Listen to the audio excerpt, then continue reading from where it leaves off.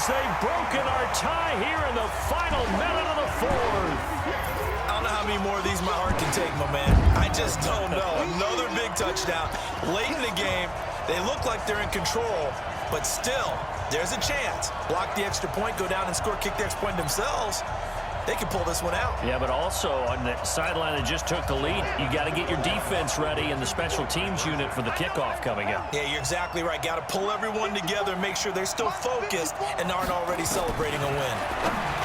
Jackson now, and this one's caught. And their fourth quarter lead grows by a couple more. So they elect to pass there on the two-point try. Sometimes can prove risky. There it worked out. Yeah, and I love how you bring up that it can prove risky, because if you get it intercepted and they return it, that's 2 points for the defense, but not on that play.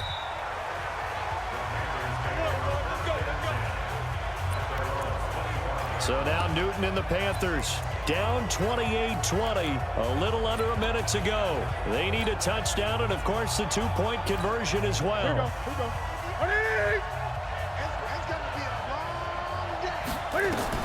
Trying to shake off the interception. He'll look to throw. Now a desperation throw. And that's caught inside the 30. Greg Olsen, nobody ahead of him. Touchdown, Carolina. Greg Olsen in the final minute as they now sit just a two-point conversion away from tying this game up in the fourth quarter. But they certainly aren't afraid to dial up the long ball, and fans dig the long ball. And they absolutely needed it, and guess what? They got it. How about that? And now a two-point conversion away from tying this game up. Huge, huge conversion there to tie this thing up, but they're not done yet. Their defense needs to get a stop. Yeah, there's still plenty of time for the other team to come downfield and put some points on the board, but job one was taken care of. The two-point conversion to get this thing tied. Now the Panthers going to use the first of their timeouts as the clock shows 50 seconds to play here in quarter number 4. So right back to square one, tied at 28 as he kicks it away. Free kick out of bounds, kicking team. And that drives coaches insane, doesn't it? When they see that happen, it just doesn't feel right, does it? Plus, you're giving up yardage. The Raven offense set at the line for this next drive. They need to get this around the 40 on the other side to get into field goal range. Look at the clock, a decent amount of time here in a tie game. What do? No panic situation at all. They've got to get a couple of chunk plays, pick up nice bits of yardage. Target the sidelines? Target the sidelines because you want to get out of bounds and make sure that clock stops. Because if the clock stays running, that makes things that much tougher for you. It can always bleed out on you. After the incomplete pass, here now is 2nd and 10. They go screen. This is Ingram. And he'll lose yardage on the play back at the 45-yard line. That'll set him back with a loss of 3 on the play. And it'll be a 3rd and about 13. Jackson to throw. Flush to his right. He can run for it, and he will. And he's going to be out of bounds, but not before he takes it inside the 40. A nice job there on the escape and scramble. A first down, a 16-yard gain.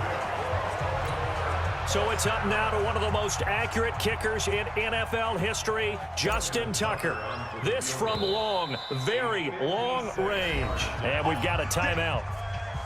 9 seconds remaining.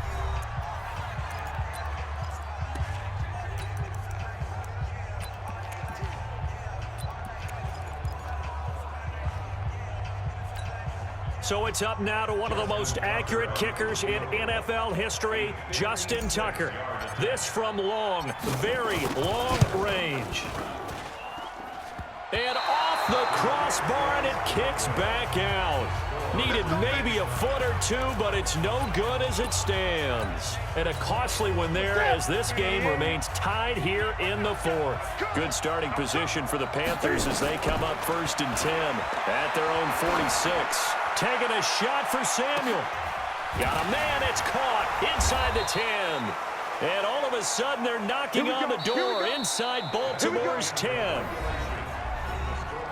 It's a little teaching moment here. Overtime rules. Remind us how this goes, partner.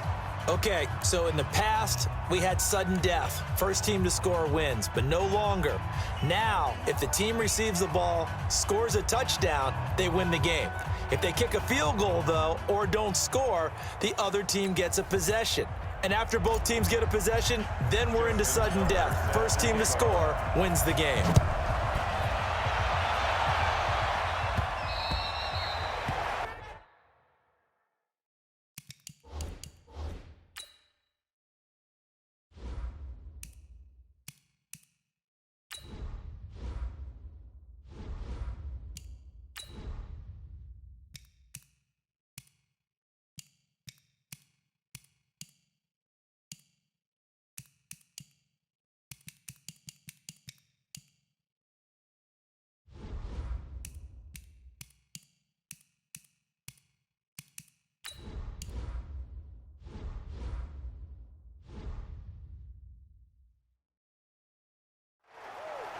Let's go, baby. Let's go. Here's the Carolina offense as they get ready to take over here. They're set for their first drive here in overtime, and this is where the crowd can really become a factor. They've had to battle it all day, but I know what you're saying. In overtime, that gets doubled, doesn't it? At least, because now the crowd really wants to be involved and help. Oh, and it's intercepted. Picked off by the Pro Bowler, Marcus Peters. And a return across midfield and to the 46-yard line. A costly mistake here in OT. And you know what they say, when you throw an interception like that in overtime, you don't usually get a chance to throw a second one. I mean, I'm not sure the analytics on it. Let's ask Marvin, our statistician, to ring that down for us. That's typically how coaches and teams feel about it. You throw one, you likely cost yourself the game. Give him 5 on the carry there, and it'll be second down. Jackson, option right. Stepping up, he's going to keep it. The 20. And now look at this. Big gain, but a fumble. And it's picked up by the Panthers. And to the 12. That's where it stops. The return is halted at the 12-yard line. And my, how the tables have turned. They had a chance inside the red zone, punch that thing in and end it. Now we're going the other way. And it's real easy to just look at them and say, boy, what an error, what a mistake you made. But how about the defense coming up huge? Let's give them a little bit of credit, keeping their team in the game, because if they score a touchdown there, it's game over. Well, this is taken in. It's complete. And he takes it all the way down to the 32.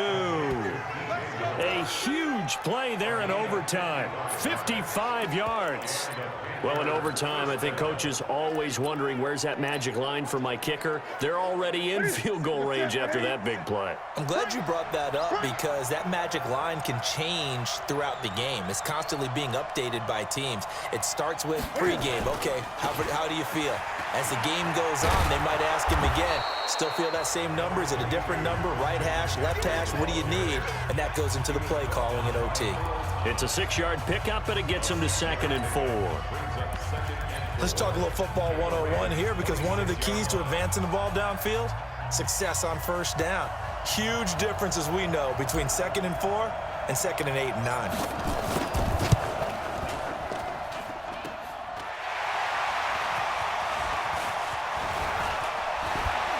Oh, it breaks another. Yeah, boy. That's our ball. Every time. Keep putting that ball on the ground. That's our ball.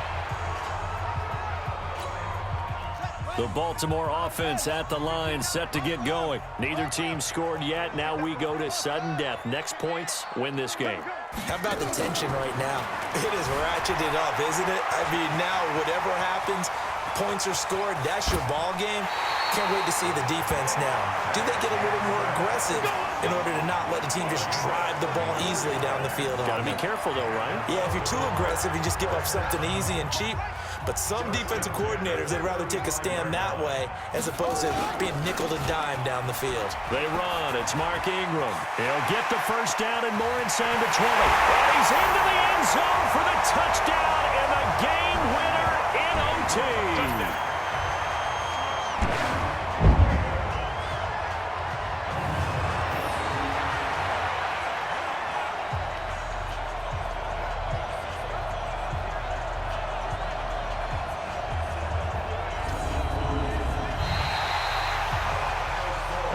Great game that we we got to see, and making it extra special. Not only did I get 4 quarters with you in this one, I got some overtime.